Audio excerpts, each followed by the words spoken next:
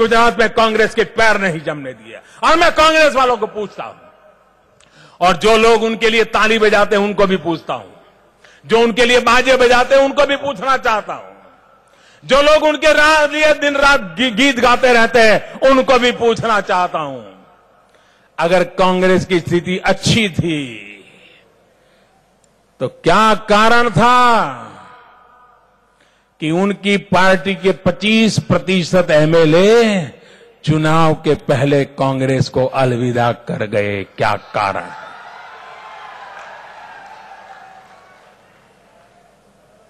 राजनेता हवा के रुख को जानता है, और ये तो खाटी कांग्रेसी लोग रहे हुए हैं जिन पर कांग्रेस का हमेशा भरोसा रहा है।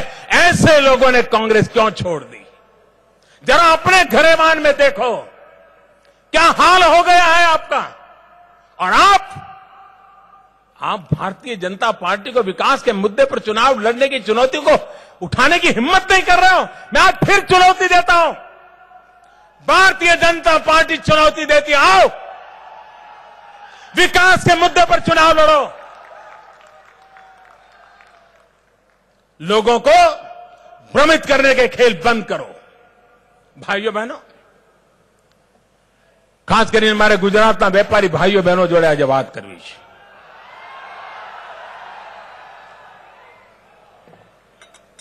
आ जीएसटी બધાને ખબર છે, આ દેશની બધી જ પોલિટિકલ પાર્ટીઓ કોંગ્રેસ સમેત આ દેશની બધી જ રાજ્ય સરકારો અને બધી જ પાર્ટીની સરકારો છે, આ રાજ્ય સરકાર અને કેન્દ્ર સરકાર એ ભેગા રાજ્ય સરકાર અને કેન્દ્ર સરકાર એ ભેગા મળીને જીએસટીનો નિર્ણય કરે છે। જીએસટીનો નિર્ણય પાર્લામેન્ટ નથી કરતી, જીએસટીનો નિર્ણય નરેન્દ્ર મોદી પ્રધાનમંત્રી નથી કરતા। જીએસટીના બધા જ નિર્ણયો આ બધી જ પોલિટિકલ પાર્ટીની સરકારો ભેગી મળીને કરે છે। એમાં પંજાબની કોંગ્રેસ સરકાર પણ હોય છે, કર્ણાટકની કોંગ્રેસ સરકાર પણ હોય છે, મેઘાલયની કોંગ્રેસ સરકાર પણ હોય છે। એમાં તો ભારત સરકાર આખા એ મીટિંગના રૂમમાં 30મો ભાગ હોય છે, 30મો ભાગ બધા ઇક્વલ હોય છે અને એમાં નિર્ણય થાય છે। અને એટલે કોંગ્રેસના લોકોને જીએસટીના નામે જૂઠાણા ચલાવવાનો હક નથી। આ નિર્ણયમાં તમે બધા ભાગીદાર છો। અને હું વેપારી આલમના સંપર્કમાં રહું છું ગયા 2 મહિનાથી लगातार જીએસટી આયા પછી એમના સુખ દુઃખ સમજવા માટે लगातार પ્રયાસ કરું છું। મને ગર્વ છે આ દેશમાં નાનામાં નાનો વેપારી પણ સરકારની માથાજીકથી મુક્તિ હંમેશા ઈચ્છે છે અને એને લાગે છે કે જીએસટી આ સરકારી માથાકૂટમાંથી મુક્તિનો ઉત્તમમાં ઉત્તમ રસ્તો છે અને એટલા માટે જીએસટી એને ગમે છે। પણ આ નવી વ્યવસ્થા છે। આપણે પહેલા દિવસથી કહ્યું છે કે 3 મહિના પછી રિવ્યુ કરીશું અને 3 મહિના પછી મેં રિવ્યુ કર્યો। વેપારી આલમ, વ્યાપાર જગત, ઉદ્યોગ જગત આ બધાની મુશ્કેલીઓમાંથી કેટલું કરી શકાય આ બધા મુદ્દા મીટિંગમાં મૂક્યા। કોંગ્રેસની સરકારોને પણ સમજાવી કે આ કરવું પડે અને એના આધારે જીએસટીમાં હમણાં 10-15 દિવસ પહેલા ઘણા બધા બદલ કર્યા। હજુ પણ કારણ નવી વ્યવસ્થા છે। આઝાદ ભારતમાં પહેલી વાર આવી છે। એમાં ખામી હોય તો સરકાર જનતા જનાર્દનની સરકાર છે। આ બધી ખામીઓ દૂર કરવા માટે लगातार પ્રયત્ન કરે છે। વચન આપે છે નહીં, પ્રયત્ન કરે છે અને પ્રયત્નનું પરિણામ છે કે દેશમાં જીએસટીની અંદર જોડાવા માટે લાખો નવા વેપારીઓ જોડાઈ રહ્યા છે। અને મને વિશ્વાસ છે કે આ દેશ તો વેપારી જેને કોઠાસૂઝ હોય છે એના વ્યવસ્થા જરૂરી લાગે છે, પણ એના અમલીકરણમાં એને જેટલી સરળતા જોઈએ એની માગણી હોય છે અને એવા જેટલા મુદ્દા ધ્યાનમાં આવે છે દરેક જીએસટી કાઉન્સિલની મીટિંગમાં મારા તરફથી મુદ્દા મુકાવવામાં આવે છે અને એનો નિકાલ સામૂહિક ચર્ચા કરીને કરવામાં આવે છે। આજે પણ હું વિશ્વાસ આપું છું। મારે વેપારી આલમને બીજી પણ એક વાત કરવી છે। કેટલાક વેપારીઓને કેટલાક લોકો જેને ભડકાવે છે કે તમે જો આ બધું ફોર્મ ભરવા માંડ્યા ને આ મોદી છે, આજનું ફોર્મ જોઈને બધું જૂનું કાઢશે અને કહેશે કે આ 2017 માં આટલું કર્યું તો 15 માં કેટલું હતું, કેમ કહેતા નથી? प्रधानमंत्री नरेंद्र मोदी को आप सुन रहे हैं। वो गुजरात में थे। गुजरात गौरव महासम्मेलन 2 हफ्ते तक गुजरात गौरव यात्रा चली जो आज खत्म हो रही है, और वहां पर गुजरात चुनावों के ठीक पहले वो कांग्रेस को घेर रहे थे। उन्होंने कहा कि कांग्रेस हमें जेल भेजना चाहती थी, साजिश रची, पहले अमित शाह को भेजा फिर मुझे भेजना चाहती थी, लेकिन विकास के मुद्दे पर कांग्रेस जो है वो चुनाव नहीं लड़ती। और वो जीएसटी का भी जिक्र कर रहे थे कि जीएसटी का हर फैसला केंद्र और राज्य सरकारें मिलकर लेती हैं और कांग्रेस इस मामले पर सिर्फ बीजेपी को नहीं घेर सकती। हम इस पर बात करेंगे। हमारे साथ कुछ खास मेहमान इस पर बात करने के लिए जुड़ रहे हैं। हमारे साथ सैयद जफर इस्लाम है, बीजेपी के प्रवक्ता, हमारे साथ आलोक शर्मा है, कांग्रेस के प्रवक्ता, और हमारे साथ अरविंद मोहन, सीनियर जर्नलिस्ट, इस वक्त स्टूडियो में मौजूद हैं। अरविंद जी, मैं पहले आपसे एक प्रतिक्रिया चाहता हूं कि पीएम आज थोड़ा अग्रेसिव भी दिख रहे थे और एक बार फिर से वो कह रहे हैं कि आप विकास के मुद्दे पर चुनाव लड़िए, ये चैलेंज दे रहे हैं। क्या ये विकास का मुद्दा गुजरात में इस वक्त आपको दिख रहा है कहीं? क्या देखिए, सोशल मीडिया के हिसाब से तो विकास पगला गया है और वो एक बड़ा कैंपेन चल रहा है, लेकिन उतने भर की बात नहीं माननी चाहिए या उतने भर से पॉलिटिक्स होती नहीं है। और आज जो प्रधानमंत्री अपने सामने देख रहे हैं वो माना जा रहा है कि 7 लाख लोगों की फौज है, 7 लाख कार्यकर्ता वहां जुटने वाले हैं जो गुजरात भर में घूम रहे थे। तो इस हिसाब से उनका उत्साहित होना या कार्यकर्ताओं को उत्साहित करने के लिए बोलना ये अपनी जगह है, लेकिन विकास के फ्लैंक पे चुनाव कौन लड़ना चाहता है, नहीं लड़ना चाहता है, ये देखने की बात होगी।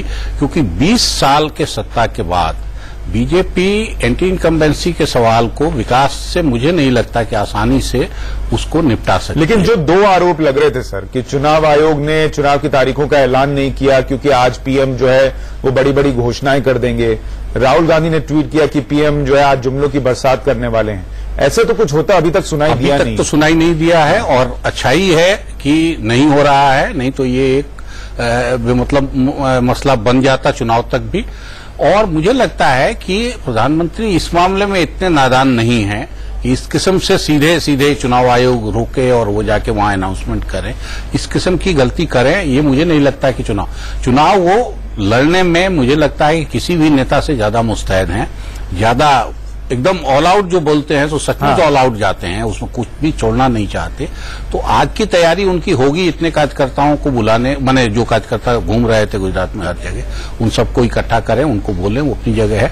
लेकिन घोषणाओं का मामला अगर आप देखेंगे वो अभी तो मेरे ख्याल विजय रूपानी ने साल भर में करीब 1000 फैसले किए हैं, 1000 घोषणाएं हुई हैं। और अगर उससे भी नहीं जीत सकते तो आखिरी मोमेंट पे क्या होगा? आलोक शर्मा हमारे साथ कांग्रेस के प्रवक्ता जुड़ गए हैं। आलोक जी, प्रधानमंत्री मोदी ने आज कोई ऐसा ऐलान नहीं किया है जैसा आप लोग कह रहे थे कि चुनावी घोषणाएं करेंगे और चीजें सामने रखेंगे। तो एक तो वो बात जो आप कह रहे थे वो गलत हो गई। वो कह रहे हैं आप लोग उन्हें जेल भेजने की साजिश रच रहे थे, आपके एमएलए आपको छोड़ छोड़ कर जा रहे हैं, विकास की आप बात नहीं कर रहे, यानी हवा किस तरफ जा रही है वो साफ दिख रहा है।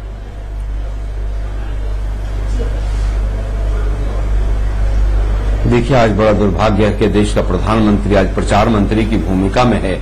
बीजेपी का सिंबल पहनकर जिस तरह से वो प्रचार कर रहे हैं, लग ही नहीं रहा है कि भाषण एक प्रधानमंत्री का है। एक प्रधानमंत्री के भाषण में जिस तरह की डिग्निटी और तमाम तरह की चीजें होती हैं वो पूरी तरह से गायब है। आज ऐसा लग रहा है कि वो पूरे चुनाव के लिए वहां पर गुजरात की परिक्रमा करने के लिए पहुंच गए हैं।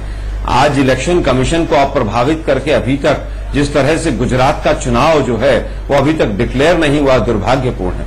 अगर आज चुनाव डिक्लेयर हो चुका होता तो आज कोई घोषणा नहीं की, चुनावी घोषणा तो आप लोग जो कह रहे थे कि चुनावी घोषणा के लिए चुनाव की तारीख रुकवा दी, वो कहां साबित हुआ? नहीं, मैं समझता हूं,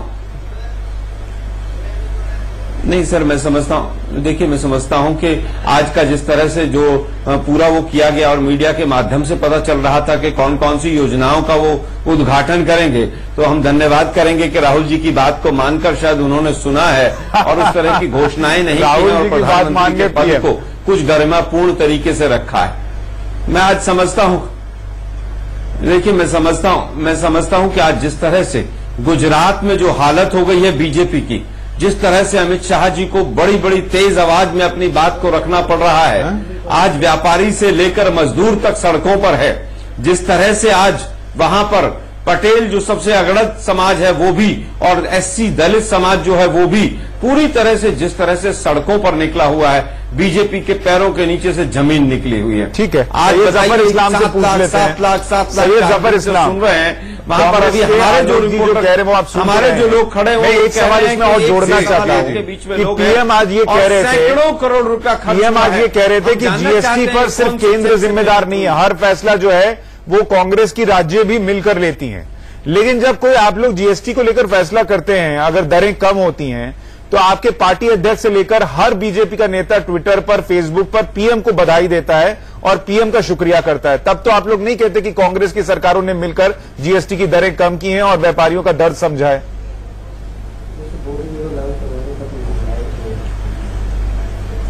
देखिए, बड़ा दुर्भाग्यपूर्ण है कि कांग्रेस की जो नीति रही है पिछले 3 साल में, वो अभी भी समझे नहीं है। देश की जनता ने उनको नकार दिया, फिर भी वो एक पॉजिटिव राजनीति जो होनी चाहिए वो नहीं करते हैं। प्रधानमंत्री ने बार बार जीएसटी पे जवाब दो ना यार, गोल गोल घुमाए चले जा रहे हो। जीएसटी पे सुशांत भाई ने सवाल पूछा है, देश की जनता के लिए, तो जीएसटी पे जवाब दो ना यार। और जीएसटी जहां तक सवाल है, जीएसटी तो ये तो चाहते, सुन लीजिए, अरे सुन लो, जीएसटी पे सवाल जवाब, को पाकिस्तान के लिए काम करेंगे, देश के लिए काम करेंगे, जीएसटी पे जवाब दो यार। नहीं, पूरी बीजेपी की आदत हो गई है, के बारे में आप बात कर रहे हैं।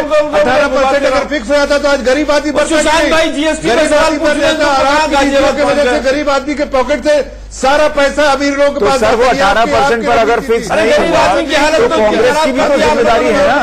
कांग्रेस को क्रेडिट नहीं देते हैं आप कांग्रेस को, लेकिन जब क्रेडिट लेना होता है तो सब कुछ ले लेते हैं। आपके राहुल गांधी चाहते थे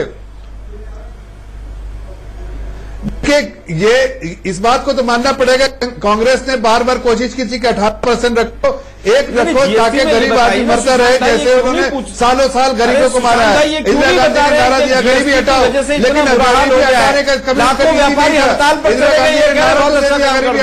लेकिन गरीबी हटाना नहीं चाहते। तो उसी तरह से राहुल गांधी गरीबी के खिलाफ मुद्दों पर जवाब दो है, ऐसे ही बनाना चाहते हैं। यही विकास ही पागल हुआ लग रहा है पूरी, इसीलिए कह रहे हैं 18% जीएसटी रखते तो एक गरीब आदमी के पास, लेकिन आलोक जी इसमें एक सवाल ये भी है, आप जो लाखों व्यापारियों की बात कर रहे हैं, आलोक जी जिन लाखों व्यापारियों की आप बात कर रहे हैं, वो अगर सड़क पर हैं या विरोध कर रहे हैं तो उसके लिए आप भी तो जिम्मेदार हैं। जीएसटी लाने में, जीएसटी के इम्प्लीमेंटेशन में, हर फैसले में आपका भी योगदान है। मिनिस्टर को समझ में आया कि जो प्रधानमंत्री कह रहे हैं, जो भारतीय जनता पार्टी कह रही है वो सही कह रही है और वही होना चाहिए।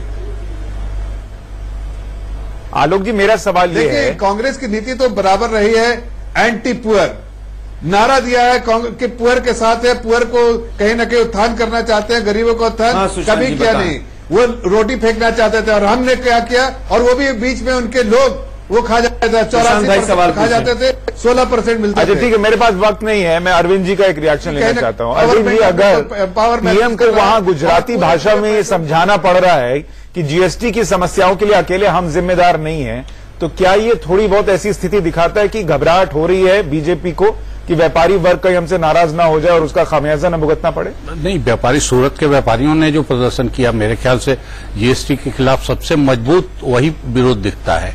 तो उस हिसाब से प्रधानमंत्री या बीजेपी की जो चिंता है, जैसे नोटबंदी और जीएसटी को वो अपनी सबसे बड़ी उपलब्धि बताते रहे अभी तक, अब अचानक उस पर डिफेंस, जैसे ग्रोथ रेट गिरने की बात आई और भी इकोनॉमी के दूसरे इंडिकेटर्स खराब होने लगे या और दुनिया भर से ये ग्रोथ रेट गिरने की बात कहे, उसके बाद से डिफेंसिव हुए हैं।